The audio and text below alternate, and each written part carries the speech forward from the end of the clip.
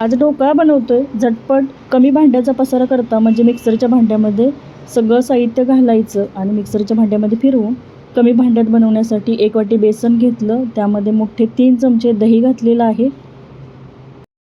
बेसन घेत असताना घरच्या डाळीचं पीठ असेल तर मिक्सरच्या भांड्यामध्ये थोडंसं फिरवायचं, म्हणजे बेसन हे बारीक दळलेलं असावं. इथे मी बाहेरचं म्हणजे विकतचं बेसन घेतलेलं आहे. अर्धा इंच आल्याचे काप, 4-5 लसणाच्या पाकळ्या, 2-3 हिरव्या मिरच्या जाडसर वाटून घेतलेल्या त्या त्यामध्ये घातल्या. हळद किंचितशी घाला.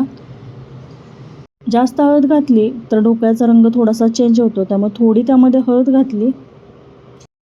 1 वाटी बेसन असेल तर 3 चमचे साखर यामध्ये घालायची.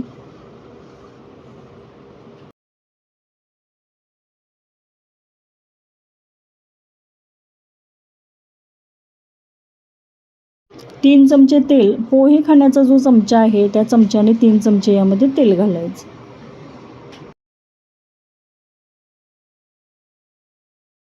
कोणताही पदार्थ बनवत असताना चवीनुसार मीठ घालतो, तसं यामध्ये चवीनुसार मीठ घातलेलं आहे.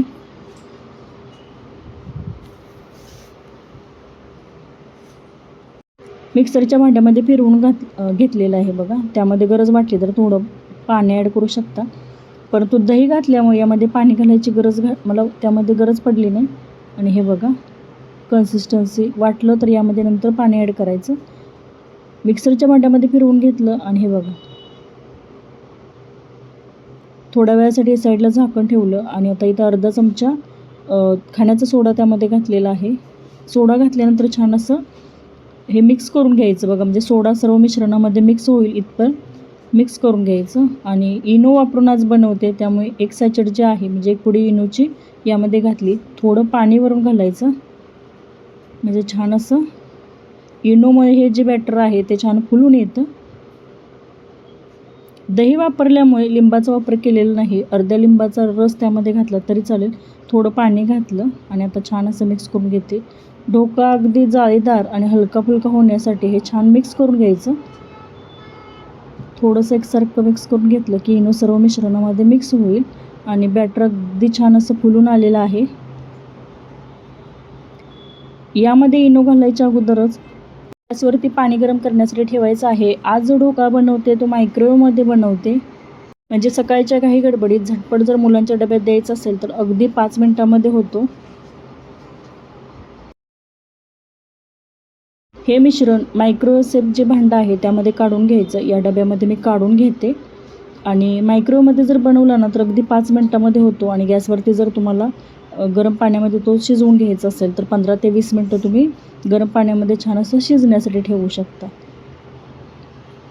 आज थोडीशी घाई गडबड होती म्हणून म्हटलं चला आज मायक्रोवेव्हमध्येच बनवून घ्यायचं.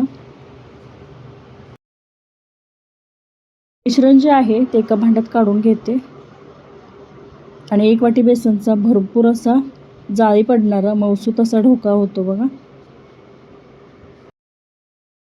मायक्रोवेव्ह सेट केलेला आहे आणि त्यामध्ये हा 5 मिनटासाठी बघा सेट करण्यासाठी ठेवलेला आहे, म्हणजे 5 मिनटामध्ये ढोकळा छान असा फुलून येतो. आणि मी तुम्हाला थोडंसं दाखवते बघा, ढोकळा छान असा फुललेला आहे.